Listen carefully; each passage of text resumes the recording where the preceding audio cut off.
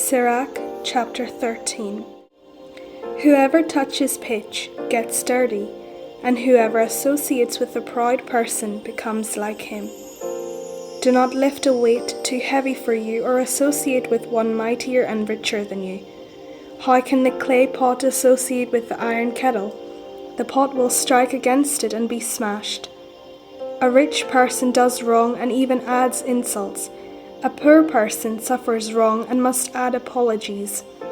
A rich person will exploit you if you can be of use to him, but if you are in need, he will abandon you. If you own something, he will live with you. He will drain your resources without a qualm. When he needs you, he will deceive you and will smile at you and encourage you. He will speak to you kindly and say, "What do you need?" He will embarrass you with his delicacies until he has drained you 2 or 3 times, and finally he will laugh at you. Should he see you afterwards, he will pass you by and shake his head at you. Take care not to be led astray and humiliated when you are enjoying yourself. When an influential person invites you, be reserved, and he will invite you more insistently. Do not be forward, or you may be rebuffed. Do not stand aloof, or you will be forgotten. Do not try to treat him as an equal, or trust his lengthy conversations, for he will test you by prolonged talk, and while he smiles, he will be examining you. Cruel are those who do not keep your secrets. They will not spare you harm or imprisonment. Be on your guard and very careful, for you are walking about with your own downfall. Every creature loves its like, and every person the neighbor.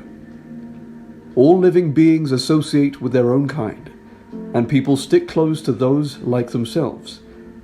What does a wolf have in common with a lamb? No more has a sinner with the devout. What peace is there between a hyena and a dog? And what peace between the rich and the poor?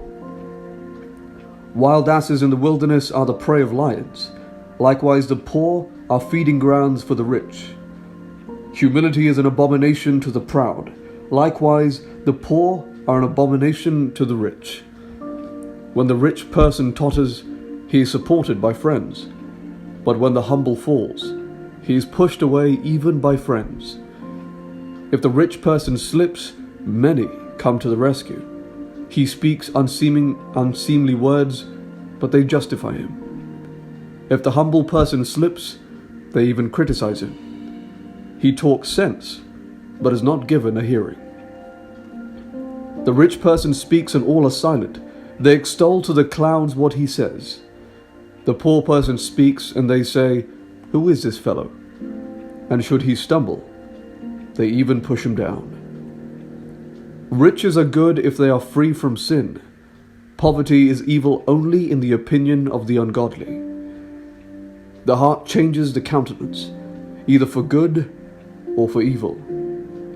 The sign of a happy heart is a cheerful face, but to devise proverbs requires painful thinking.